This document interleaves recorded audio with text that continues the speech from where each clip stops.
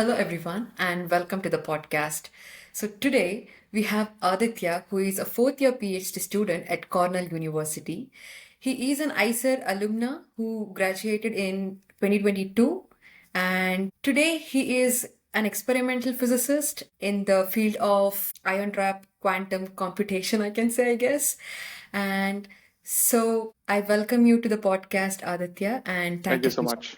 Thank you so much.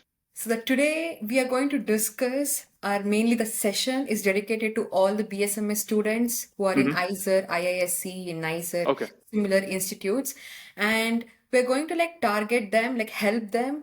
How should they kind of decide how to study and face this 5 years of their study all Yeah. along the way, and we'll be like getting all the insights from you, like how you managed and how was your journey, and Okay. what are the tips you can give to our young generation hmm who are just joined BSMS course. Yeah. So yeah, at first I want to know like how was your journey in IISER Pune? Um, yeah. I mean, very, very enjoyable.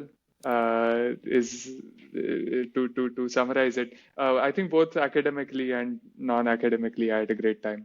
Um, and yeah, when it comes to academics, I really liked IISER's program structure, especially that of IISER Pune, because it gave me a lot of freedom to study what I wanted to when I wanted to do it. And I think one of the main things to balance when you're in your college is how much do you want to study for your curriculum and how much do you want to study for your own interests, which may not sort of be what your curriculum is focused on at any given point in time. And the nice thing about IISER Pune's course structure is that the number of requirements was very low. So like during my time there, there were no require like even if you were a physics major, let's say, there were no real strong requirements for doing a certain set of physics courses to call yourself a physics major or something like that. So I know a lot of folks who took a few courses from physics, took a few courses from ecology, took a few courses from applied math, and they're very happy with that decision. So and I think that helped me a lot also because I sort of got interested in random stuff, and I was always able to kind of focus on that when I wanted to, and not worry about like having a huge burden of coursework to sort of worry about. So that is one aspect I really enjoyed in And how particular. and how did you plan your 5 years journey? Because now you have got into Cornell, so it will be Yeah. like a very tough competition to get into this. So how did you kind of plan your journey all along the way? Okay. So uh, like if I'm being honest, when I joined IISER, I sort of knew or I sort of had the goal of joining a PhD program in a good university. So in some sense, I always had that aim in mind. Um, when it actually came to working towards that goal, I think when you're in college, you don't really know what is required to get admitted to a good program or something. And you certainly don't know for most of the time what you're doing or what your interests are and so on. It takes a lot of time for you to understand what you're interested in yourself. So I would say that although I had that aim, my I did kind of a random walk really. And I was just it was like a Markov process. I was just like taking the next step based on where I was. And I think I continue to do that even today, where I just try to decide like what might be the best thing or the most enjoyable thing to do from where I'm at right now. And that's so it was I guess what I'm saying is it was kind of random. I didn't really engineer my way into Cornell University or something like that. One thing that I did do, and I think something that helps is to have a research focus in your undergrad if you want to get into a PhD anyway, and especially abroad. At least I know more about the US system than Europe system, but at least in the US system, it um, helps to have a strong research experience to show on your CV. Um, but I was doing it in college because that's what I enjoyed more. But um, I think having doing a few good research projects during your college can really boost your application. Yeah. Also, is it the only criteria that you required to get into Cornell? Okay, so here I think there's a little bit of a difference between US and Europe. Mhm. I think in the US they care more about your grades because it's a more systematic application process. So they get a bunch of applicants, maybe the good universities get probably hundreds of applicants, if not more. Um, and they basically have to filter out the applicants in some form. And I'm assuming, or based on all the little data points that I have, I think they do filter you out initially based on your grades. And also, it helps if you have like excellent grades. But beyond that, I think it is the research experience and your letters of recommendation that are going to speak for you more than your grades. I think in Europe, there's less of an emphasis on grades as far as I understand. You may know a lot more about this than I do. But yeah, that's what I would say. So the grades are the main thing apart from research experience, really. As in, so you have to write your statement of purpose and you get your letters of recommendation. But one way or another, uh, like those will come out anyway. Those will come out well anyway if you're doing good research. But grades are the other main thing. Okay. So, all the BSMS student, let's say, who is in their first year, how Yes. should they focus on their curriculum then? Okay. What I would say is, I guess I have two pieces of advice, which, okay, we will come to step two where we try to figure out how to best implement the advice. But I think the two main important things are like having strong basics, having strong basic knowledge of whatever subject you're interested in. And the other thing is like not being afraid to explore random stuff, like really as in uh, okay, I mean if you want to explore reggae music or something, that's up to you. But when it comes to your academic exploration, I think you should be sort of very open-minded and go where your interests take you. And I think in places like IISER, IISE, you will always find faculty who you will have some overlap with, no matter what your research interest is. And the research environment is quite nurturing. So if you are interested, there will be people, there will be seniors who will be interested in helping you. Um, yeah, so have fun with your research.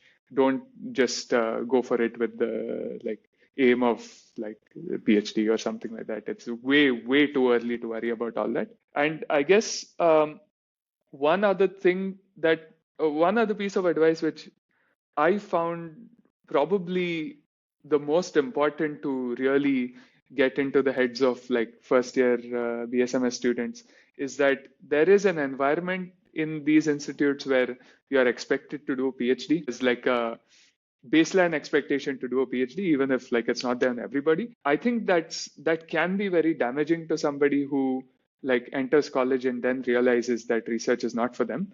Uh, research is a very small niche of occupations which privileged people are able to do basically, and it is very normal to not want to pursue that as a for the rest of your life. So when I say keep an open mind, you should also keep an open mind about where your interests take you outside of research, and if your core interests lie outside of research, that's perfectly fine. Yeah. So, in during the semester time, focusing on their curriculum is a good point. But should they like in the summer breaks, in the winter breaks, should they instantly start with these reading projects or any kind of projects under any supervisor right from the first year? um I mean, no. The basic answer is no. If you should, I would say that. I mean, I remember how it used to be, where it would be like after summer placements at a college or something, where you'd go around asking, okay, did you get a project? Did you get a project? And everybody would start feeling insecure about not having a project or something, that I think is completely unfounded in your first year. Even second year is okay. Um, it's like I think it's not worth stressing about, especially so early on in your college. And a strong PhD application can be built out of even one or two very good research projects. So if you want to do some research in your first year undergrad, or I'm not sure what level of research you can do right out of high school, but something approaching research, absolutely go for it, but do it only if you're very interested in it, and do it out of completely your interest and not because of peer pressure. Because I think there is some peer pressure to start doing research 3 days before you join IISER or something. That's ridiculous. That's absolutely ridiculous. Yeah. And also, until like our 12th standard, Yeah. we are in like in a kind of system where whatever the teacher teaches, we kind of read it and then Yes. we write in the exam, and Yeah. then someone who gets the highest marks or like come Yeah. out is considered to be like the smart or the top guy. Yeah. Then we are kind of trained to think in a certain way and work in a certain way. Yeah. Then once they get into this research field or into this BSMS curriculum, Yeah. having the same mentality, will it help them? No, absolutely not. That's one of the, I would say, one of the most mentally freeing things about research is that if you're interested and if you have some basic aptitude for logical reasoning, which you certainly have if you're in IISER or something, IISER, um, like you will be able to do research, and research is a far slower and like a deeper process than regurgitating something that you learned 2 weeks ago or 2 months ago or 1 year ago. Um, it requires you to develop a deep understanding of something and then go to a problem, where you may need to like pull from various different ideas, and work on them slowly and fail a lot, and then you get something, you salvage something, and it turns out to be a very good result. So it's a completely different skill set from, let's say, high school or JE, where there's emphasis on speed, and when there's emphasis on very small logical puzzles. This is important. Like the logical puzzles are given to you in JE or even in like your school or something. They are very small, and research is very large and very ill-defined. Right? Until school, everything is well-defined. In research, everything is ill-defined. Right? So it's a completely different world. It's a much slower world, in the sense that things take a lot of time to think through and get something out of. So you should not, you should not look at a guy and see that he can do like J advanced problems in 30 seconds and get intimidated, because that guy may be very, very impatient in when it comes to research, and maybe he can't do anything in research. So you should not worry about these guys. Okay. Yeah. So, what are the like few tips you would suggest that these first year students should have in their, let's say, first semester? Because that's the most crucial turning point in their career, we can say, because they have to really change their mindset if they Yes. want to Yes. survive all the 5 years. So, Yeah. during the first year, so Yeah. what are the like basic tips you would give first semester? Okay, in the first semester, I think, the first semester will go off in such a hurry that you won't even know it's past you. But let's say you have a year, right? And in that year, I think uh, if you come out of that 1 year having switched from the high school kind of thinking, where you kind of emphasize just kind of learning a bite-sized concept and just kind of holding that piece of knowledge, and that's the end of it, to um, having gone through struggling to understand. Okay, so for instance, in math, they teach you epsilon delta based proofs in calculus, right? And until your high school, you've just done sort of let's say you learned the definition of a limit, which was not epsilon delta based, and then you applied a series of results which are going to be sort of nice and simple and bite-sized formulae, right? But then on your first day in calculus class or second day in calculus class, you realize that you're not even able to prove that the limit of f of x is f of x equals x is x or whatever, So you need to become comfortable with struggling with concepts a lot. Like if you thought you struggled with concepts before, you have to struggle with them 10 times more. And I think if you can come out of your first year being comfortable with struggling to understand things, but having enough patience to, or building up the patience to nonetheless keep going after them to have a breakthrough in your own understanding, I think that's more valuable than any specific piece of or any specific knowledge that you can learn. And the other thing is try to get a sense for which subject you're interested in, which subject you want to major in. The wonderful thing about IISER is that you're admitted and you don't know what your major is, and you can pick it either after 1 year or 2 years. Compare that to engineering, where you're admitted as a civil engineering student or an electrical engineering student, and you're more or less stuck with that, right? So use this opportunity to just figure out what subject you're interested in. Even that is enough. And like I know people who are like doing like high energy physics projects in their first winter break. It's not necessary. Just focus on like enjoy your coursework and focus on understanding things rather than like going for a very wide breadth of knowledge. Focus on understanding things well and just figure out what subject you like the most. Thank you. Yeah. And in the course of time, in the second, third, fourth years, how would Yeah. you tell them to develop their thinking all along Okay. in Yeah. these years? Okay. So that's a good question. We can start from the end. So by the end of your fourth year, ideally you should, or well, I guess even the timelines require you to do this. You should know what you want your thesis to be on. Bear in mind that at least in this gets a bit into the differences between PhD programs in US and Europe. So we can push that for later. But okay, let's say by fourth year, you should find a project that you're interested in working for a year. Okay. Ideally, it should not be something that you're working on for the first time. Ideally, you should have seen something similar in your fourth year or third year. Now, let's say in your third year, maybe you can start gravitating towards a sub area of the subject you've chosen, right?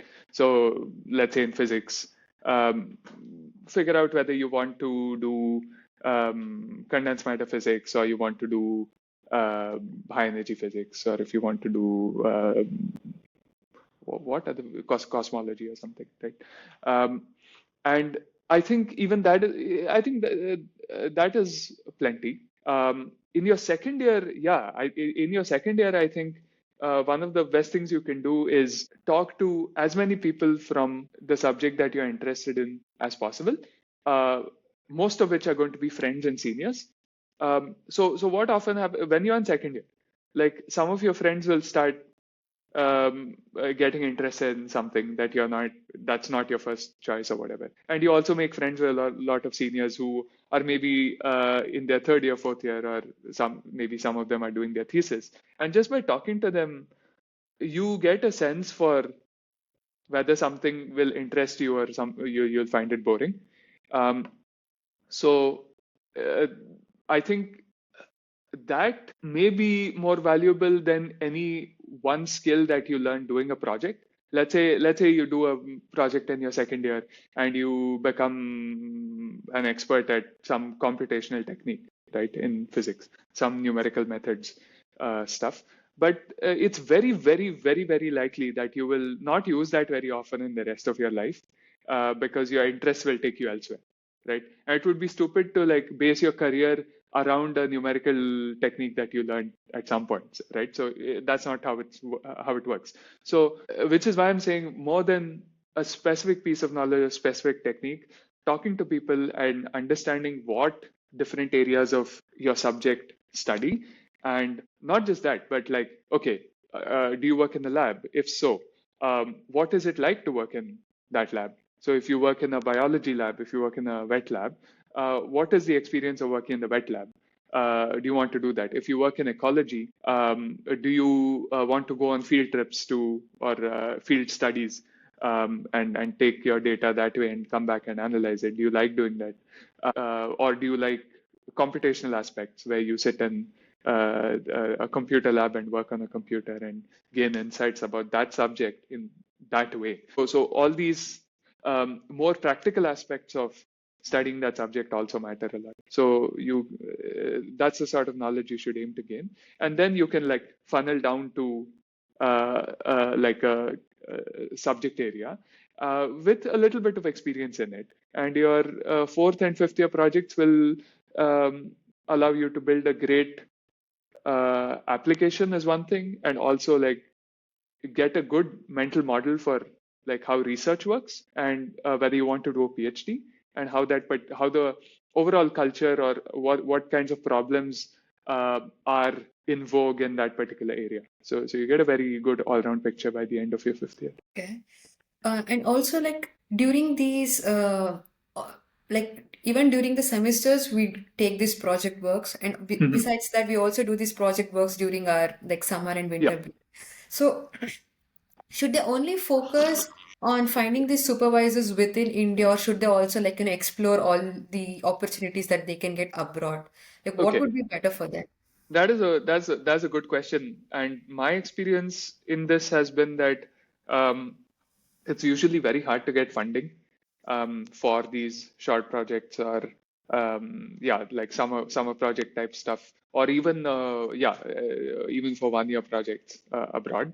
Um, so a little bit of that maybe because of COVID when I graduated, but even apart from that, I think people have been struggling a bit with finding funding abroad for their fifth year projects, unless you happen to be in an area that's very well funded. I guess the idea being that especially for a summer project, it's not worth somebody's time, like some professor's time, to like get a student from this random college in India or like whatever and pay them.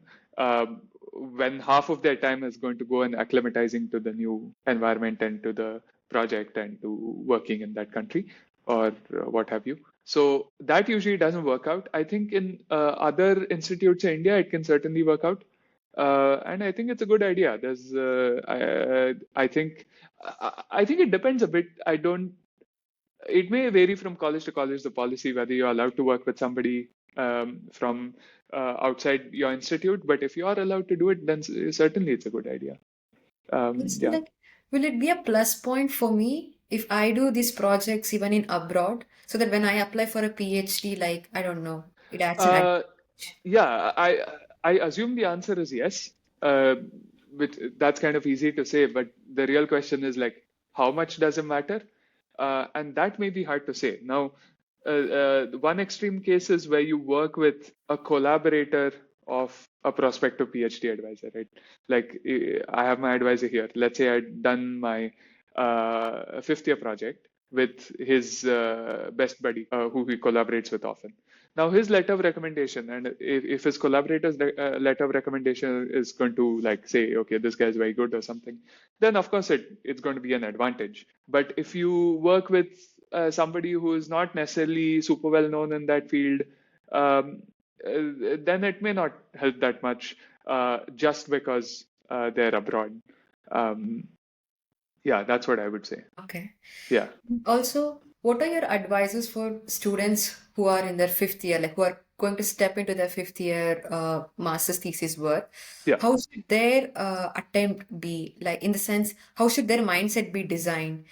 Because it's like the first time we are going to do a 1 year long project. So, how should their approach be? Should they see it as the first step to check if they want to get into a PhD or not, or like should they be too much, I don't know, traumatized by it, taking all the unnecessary pressure and stuff. So Mhm. how should they approach their fifth year?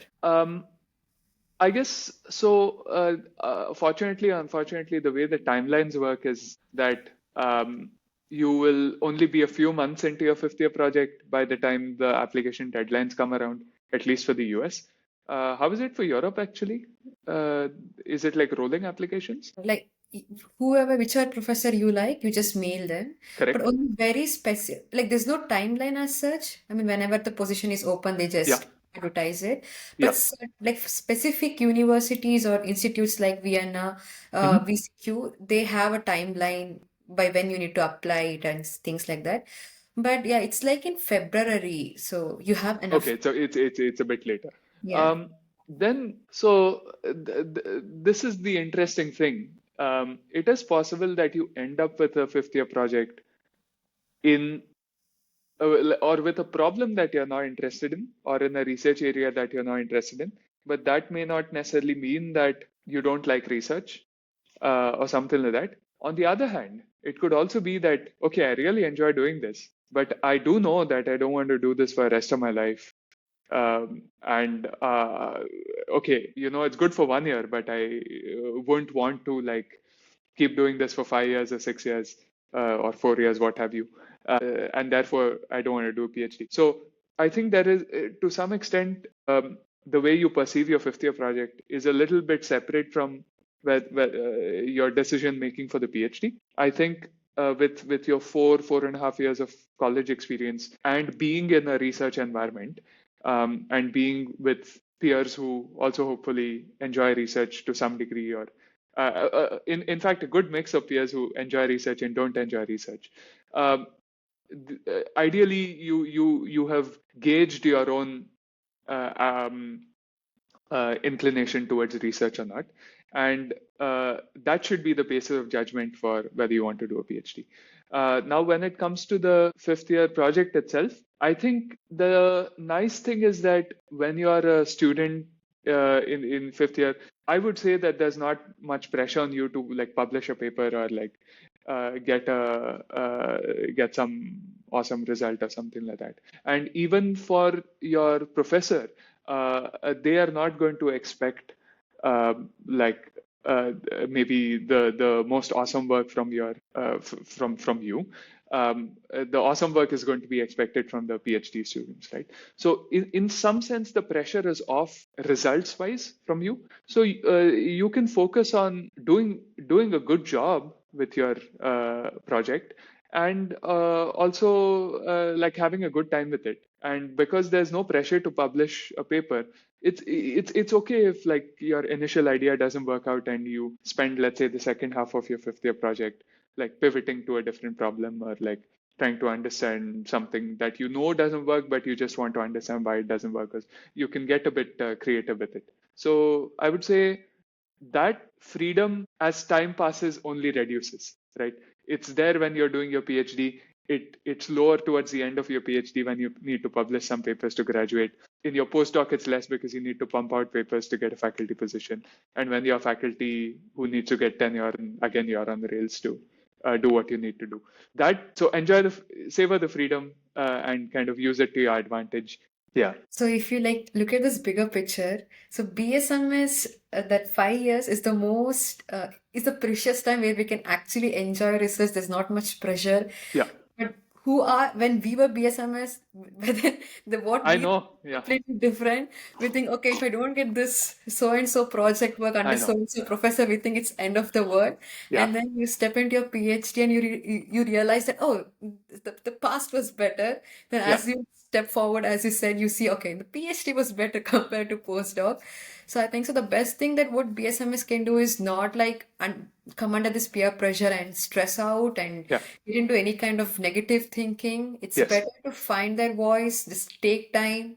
I Yes. mean, they I will, agree 100%. Yeah. yeah. Because like I mean that's why I've repeated this point so many times even in this conversation, because I think that was my main takeaway. There was a lack of annas and akkas to tell me that it's going to be okay, and like, Exactly. really, you're worried about like things unnecessarily because things work out, and often not in the way you expect. So you should not stress about not getting a winter project. Yeah. Yeah. So the best thing they can do is just enjoy their Yes. studies, but then yeah, they have to do hard work. Yes. Focus on their work. But if something doesn't work out, if your friend has already published like two papers in their masters Yes. this time, I think so it's fine. Yes. Still, they have their place. They can get a good PhD and nothing to worry. It's not end of. 100%. I had no papers or preprints when I applied for my PhD. Okay, and So still you could get into a Ivy League. So, what do you think, like besides your whatever research work you've done in your 5 years, what were there any extra things that added up for you to get into your PhD thing?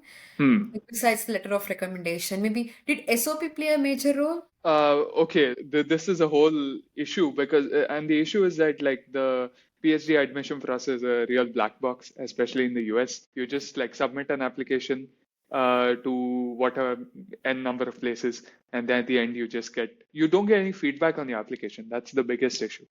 Now, when I was applying, I was told that the letters of recommendation, the statement of purpose are the two most important pieces of your application. I would add grades to that in the US because they are a filtration device. Um, I think the statement of purpose, if I had to guess, what I would say is that they're checking two things in your statement of purpose. One thing is, can this student write clearly or speak clearly about what their interests are and what their past research experience was? Okay. Oh, And the second thing is, who are they looking to work with? Okay. The reason I say that is okay, this is the understanding I have of the application process. At the start of the admission cycle, they know which faculty are going to hire how many PhD students. Let's say most people are not hiring. There'll be some faculty who are looking to hire one student. There'll be some faculty who are looking to hire two students if they're starting a new group or something. And then in the application process, in the statement of purpose, when you mention the name of the professor, and if your application passes some initial quality checks, right, then it passes on to them if you've written their name on the application, and then they look at your application, and if they say, okay, this girl looks good, and I should seriously consider hiring them, then there is like a all hands meeting where all the faculty who are interested in hiring students sit at a table, and then the admin people say, okay, we have 30 spots or we have 20 spots, whatever it is in this program, and then between this person and this person, okay, who might hire this person, and oh, then you need a professor to champion your application, right, to say that I really want this student, I really want to hire this student. So the two things they're checking basically is like the people who you want to work with, are they even hiring, right? Let's say you mention three people who are not interested in hiring people because they don't have funding or because they're close to retirement. It could be, or they're going on a sabbatical for 2 years or something. It could be any number of things, which you don't know at all when you just look at a website, university website or the college professor website. So they're checking for overlap uh, for hiring, and they're looking for whether you can write about your research or not. One important thing is that you can say you're interested in doing a doing your PhD research in something different, right? And which is why, again, I say that the techniques that you learn in your undergrad research are not the techniques that you are going to be burdened with or blessed with for the rest of your life, right? Because you have a whole life ahead to learn techniques. They are looking for research aptitude. They are looking for um, simple things like discipline to see through a 3 month project, discipline to see through a 9 month project, stuff like that, right? So your aptitude is transferable.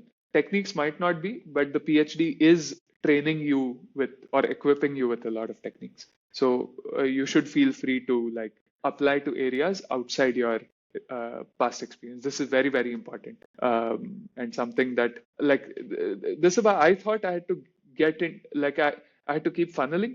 We spoke earlier about how from second to fourth year you should maybe narrow down your this thing, but you may realize that okay, I'm kind of building a CV based on these projects in this area, but it's okay to pivot, right?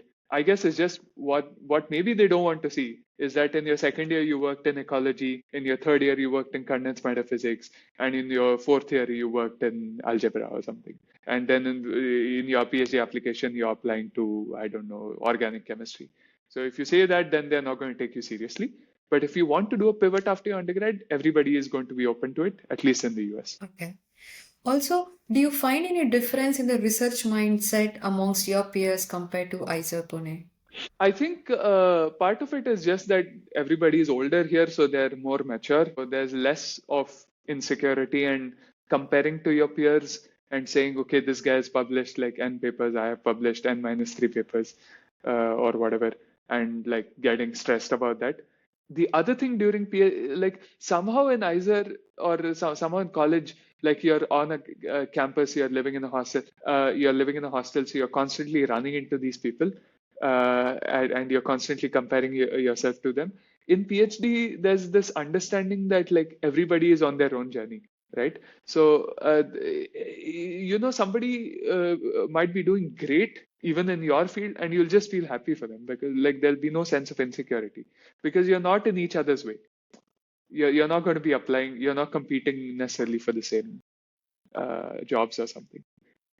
So there's just a lot less insecurity. The quality of students, I would say, is like I think there are fantastic students like in IISER, and of course in NISER's ISC, and so on.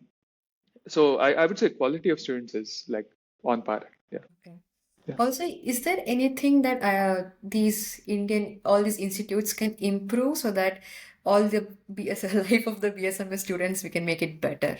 Yeah. Okay. Here, I would like to say I can only speak for IISER Pune because I'm from IISER Pune. I don't know how the environment is in other places, but I think the IISERs would do well to seriously consider having campus recruitment or uh, offering some meaningful provisions or meaningful like giving meaningful opportunities to students who don't want to do a PhD.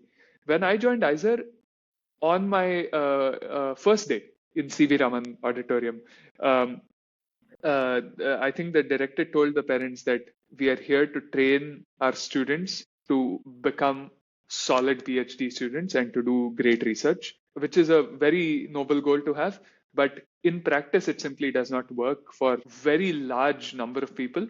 And then the sense I often got is like those people are kind of left hanging a little bit, in the sense that they kind of have to fend for themselves and find their own path. The funny thing is that like I think the skills that you learn and the reasoning that you can do once you're trained in the IISER, ISC, NISER system is awesome. Like I think we have like very, very talented students who can do great work outside of research, and there's absolutely no reason for them not to get hired in like other industries. Yeah. They can get trained on the job if necessary. They can do, let's say, a crash course or something if their specific domain needs it. But they should absolutely be visible to recruiters from domains outside of research. And I think that visibility is not there. And I think IISER has a great product in its students, and IISER is not selling its students outside of research. We are a well-kept secret. So I think it's to IISER's benefit because that's going to attract like a lot more talented students who can then come to IISER, fall in love with research and do research. So there's like a cross pollination that way. It's just that you should enable. Now, currently, because of all the Trump administration, so there's like a lot of Uncertainty. imbalance, Yeah. the uncertainty about students getting, even if they get a Oh yeah. position, PhD position, Yeah, yeah. the chances for them to like cross this very thick barrier of I this know. visa process Yes. has become very Yeah. problematic. Yeah. So having this American dream, having this dream of getting into a PhD position in some Ivy League, Yeah. how much can they still focus on that or like, root into that dream given Okay. this situation? Basically, I can't give you too many insights on that because things are changing so fast that, like, last week it's something, this week it's something, next week it'll be something else. So it's hard to say, but I can tell you what the mood is like among PhD students here, and or in general the masters and PhD students community here, or people who come from abroad. I would say people are have a wait and watch policy, but they're also pretty optimistic that like nothing really drastic is going to happen. Mhm. Nothing, no, that there are not going to be huge changes. One of the main issues was for PhD students is not necessarily with the visa process itself, but with funding cuts. Because of funding cuts, like I know of departments in Cornell University who hired single digit PhD students or zero PhD students in the whole academic year this time because of funding uncertainties. And that's kind of crazy, where you just skip a whole batch of PhD students, right? It's kind of unheard of. Yeah. Um, and there were a lot of like grant cuts where people even were to the extent that people were asked to stop working in the lab from next week. The funds were defrozen, which is why people are kind of optimistic that over a longer period of time things will settle down again. Um, but it is true that this is a time of like huge uncertainty. Um, now, yeah. So I don't know how things are going to be in this admission cycle. Hopefully they'll be fine, but it's too early to say. But I know that the last admission cycle was heavily affected, where offers were withdrawn and stuff, which is awful, absolutely awful. Um, Hopefully that does not happen this time. If you maybe there is a reduction in the number of offers, but at least I hope if you get an offer, you're not rejected. I Yeah, I mean, the only advice I have would be to hedge your bets and like apply heavily in other places. Apply to European universities. Um, I don't know, Japan, Australia, if you are so inclined. Um, Please also apply to Indian universities. I will not say more about that because it would be hypocritical of me to say that. But yeah. Also, like currently, how is your research life going on? Yeah, my research life is good. I finished my candidacy exam just yesterday. It was delayed for a while for random logistical reasons. There was never time to do it, but now I'm officially a PhD candidate. Research life is going good. I'm enjoying it a lot. What should I say? Yeah, I guess the interesting thing is that I'd never entered a research lab in IISER, all of IISER. Like the only research labs I'd entered were like the undergraduate labs, right? And then I came here and I started working in like pretty much like a proper experimental group. So that was a very interesting transition. I felt extremely stupid for like the first 2 years. It took me a lot of time to get up to speed, but I feel quite comfortable now, and I find it very interesting. Yeah, So you were a theoretician, and then after getting into Cornell, you transitioned into an yeah, experimentalist. yeah. So all those people who are, you know, crying over, like I didn't, maybe I should have done this project or that project. So here we have an example who completely changed from theory to Yeah, experiment. yeah. Then maybe you, and which is your experimental, which area are you working on? Yeah, so I'm working on AMO physics, atomic molecular optical physics, specifically on trapped ions. So we take calcium atoms and we knock off one electron from the valence shell to create a singly charged particle. And then since it's a charged particle, it responds to Coulomb forces. So if you apply electric field, you can like bully it around and you sort of trap it. You make it levitate in vacuum. And then what you can do is you can encode quantum information in its energy level. So now there's one electron left, right? So that electron can sit in a s orbital, p orbital, d orbital, what have you. And you can encode your quantum information in two of these levels, right? And you can make transitions between these levels by shining laser light on the atom. So we manipulate quantum information that's stored in these ions. Sounds cool. And so, what are your future plans? Like, do you want to stay in academia or do you want to get into industry? What are your plans? Uh, yeah, so yes, another thing. Okay, so academia versus industry, right? So in IISER also, again, all my comments are specific to IISER Pune batch of 2022 or what have you. Even within IISER Pune, I'm sure the culture keeps changing. Uh, uh, but like in my batch, there was a strong like academic inclination. And like there were a lot of people who wanted to go into academia and so on. At the end of my BSMS, I'd sort of like my inclination had moved from academia to industry, and it that remains the case. I do want to move into industry and probably not go into academia. Never say never, but at this moment, if you ask me. So that is the idea. My ideal job would be like a research scientist type role in the industry. But of course, like those jobs are quite competitive and depend on various things. Especially, let's say if you take the example of the quantum computing industry, it's I would say a pretty small industry that has a lot of buzz around it.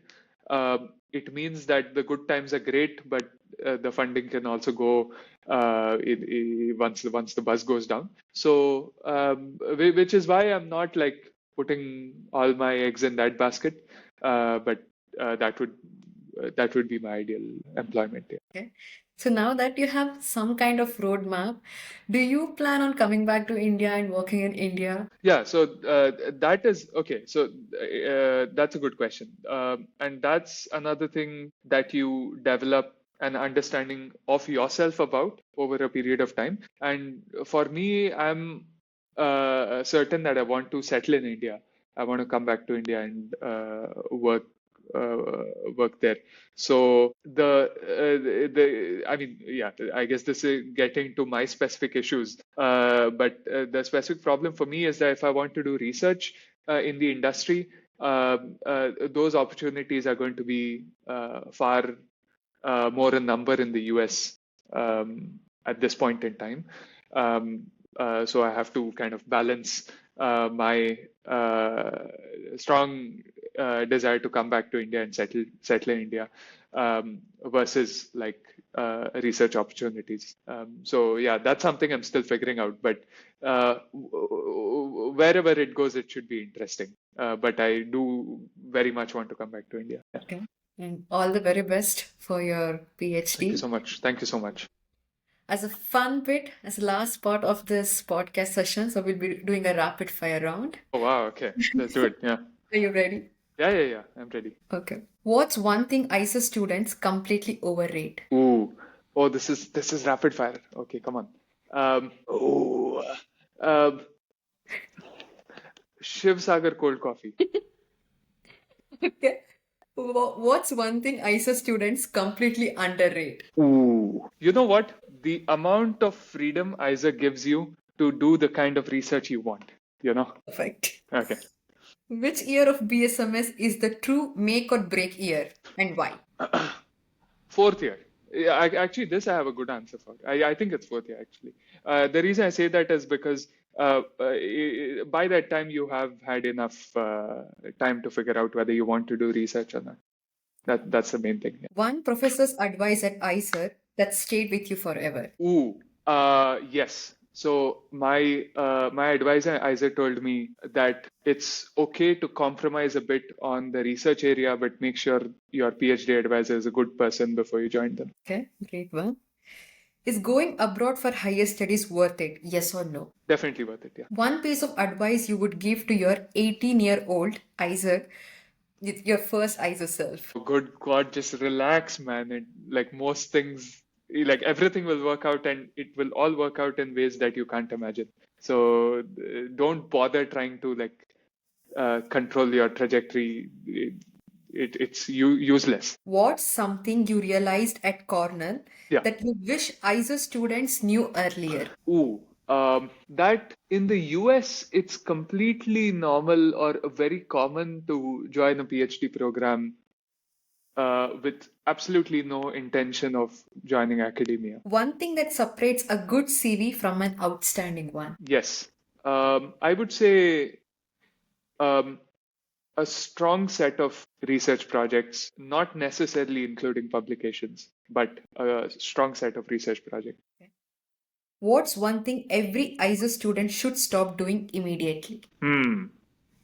I mean, this applies to those who do it. I think they should stop looking down upon people who have interests other than research. Perfect answer.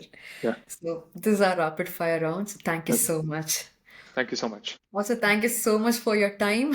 Oh, You, yeah, of course, of course. Yeah. yeah, I had a great time. Yeah. yeah. So even from all our listeners, I hope it'll be very helpful for them because we have discussed all crucial points that they need to know, and Okay.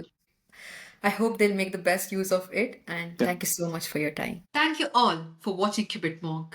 If you enjoyed this conversation, don't forget to like, share, and subscribe. Stay curious, stay kind, and I'll see you in the next one.